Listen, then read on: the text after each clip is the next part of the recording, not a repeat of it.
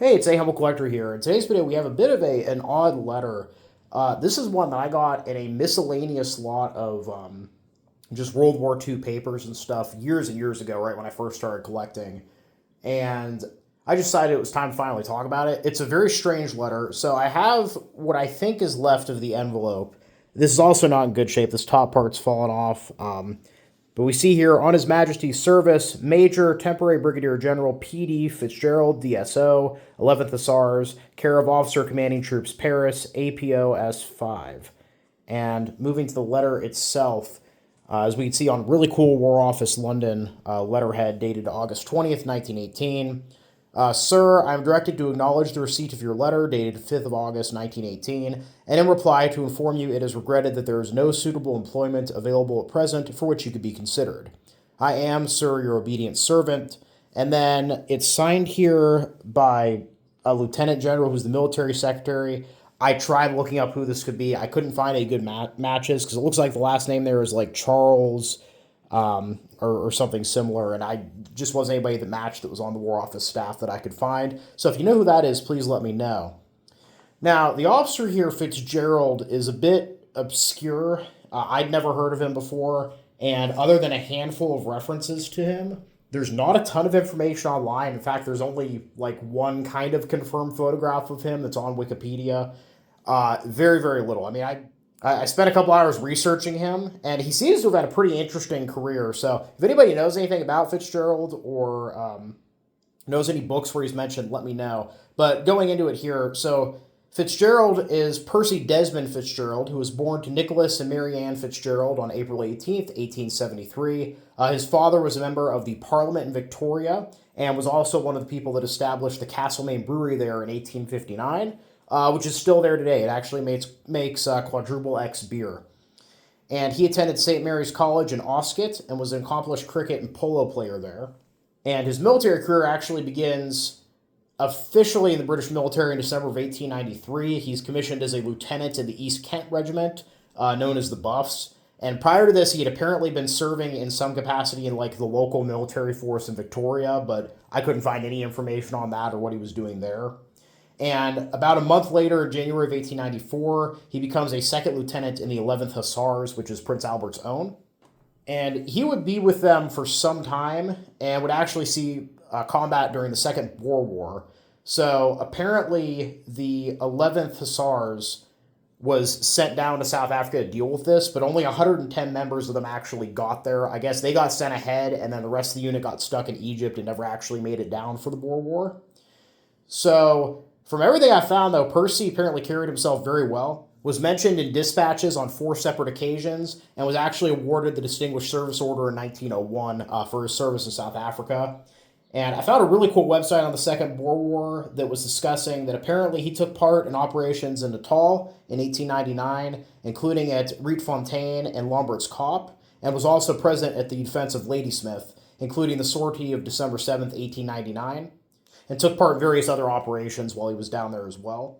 Now, following this, he remained in the 11th Hussars for a couple of years, eventually being promoted to a brigade major of the 1st Cavalry Brigade in April of 1909, where he would remain until April of 1913. From there, he ends up actually getting appointed to the War Office prior to World War I, and then following the beginning of the war, is actually transferred to the 2nd Mounted Division, where he will serve from September 1914 to February of 1915. He will then be transferred to the 1st Cavalry Division, where he will serve from February of 1915 to May of 1915, then the 2nd Cavalry Division in France from May 4th, 1915 to August of 1916. And in 1916, he's going to be transferred as an inspector of mounted troops to Egypt, and will eventually become the brigade commander of the 5th Mounted Brigade of the Egyptian Expeditionary Force, where he will serve from April of 1917 to December of 1917. And interestingly, I did find a little bit about his service during the fighting that was going on against the Turks at that point. I actually found an excerpt on the Berkshire Yeomanry website in the part that was dealing with the unit's history in Palestine in 1917 that actually quoted a letter from him to Brigadier General Pitt, who was the commander of the 6th Mounted Brigade. And in this letter, he actually says, "Dear Pitt, you won't mind a personal note.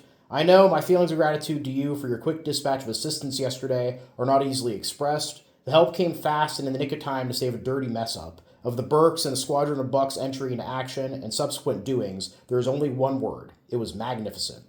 To Weigand and Cripps, I am awfully indebted for the quick way they grasped their job, moved into gallop, gained rapidly the ground they were to fight on. I've never seen a movement done better. An arrival 5 minutes later might have lost the trick. The sight of galloping squadrons jumped the Turks back 1,000 yards at once. The relief to my regiment was immediate.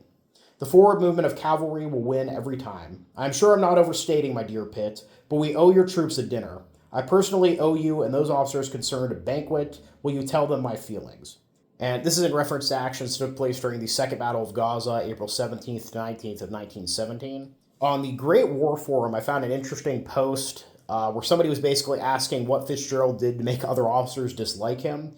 Because apparently when Allenby took over command in Egypt in June of 1917, he began to reorganize commands, and in a letter noted that Chauvel, who was an Australian commander also operating in the Middle East, is not a trained cavalry leader, and though he has capacity for command and fighting instincts, he will be improved by having a trained and experienced cavalryman as his BGGS. Such a one I have not available.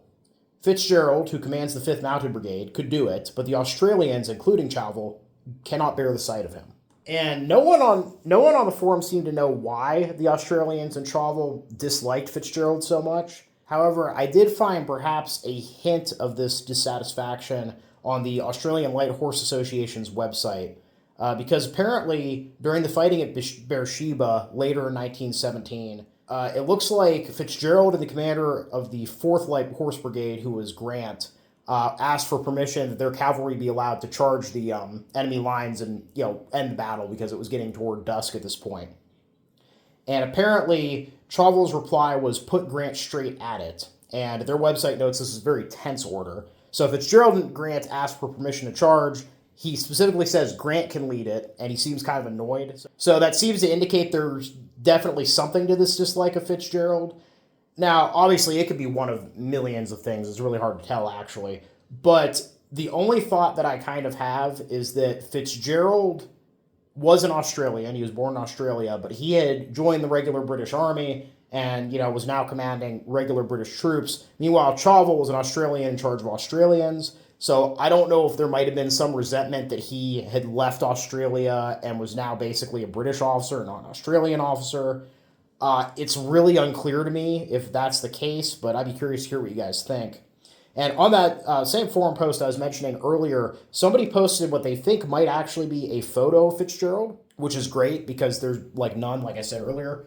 So I'll put that up on screen now. Apparently, the gentleman in the center is Lieutenant Colonel Herbert Lawrence. And this guy on the right, who's closest to the camera, is either Fitzgerald. It could also be Major H.T. Watkin of the 2nd Mounted Brigade.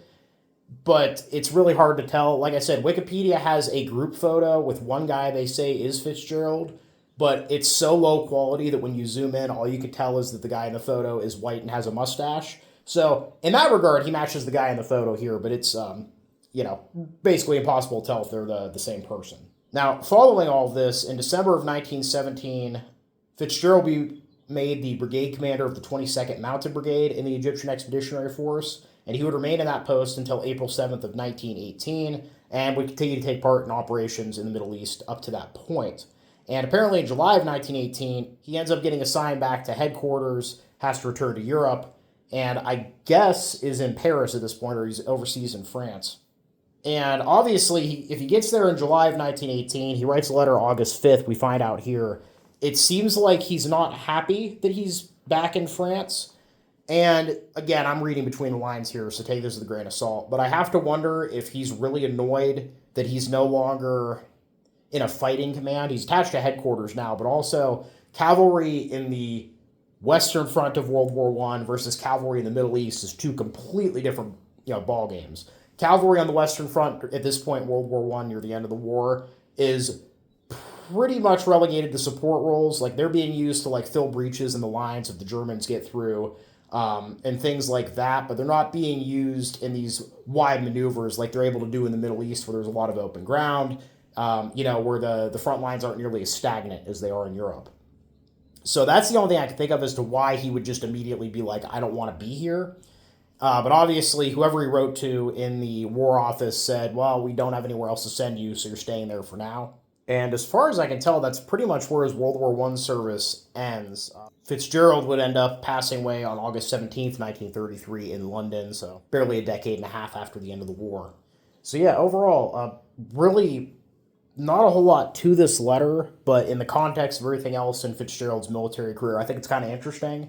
And like I said, just a random letter that I got in a lot of maybe 20 or 30 random documents, and it ended up having a really cool story to it. So I know that those kind of end up being junk lots most of the time. Like they're lots that dealers put together out of a bunch of stuff they don't think they can sell individually.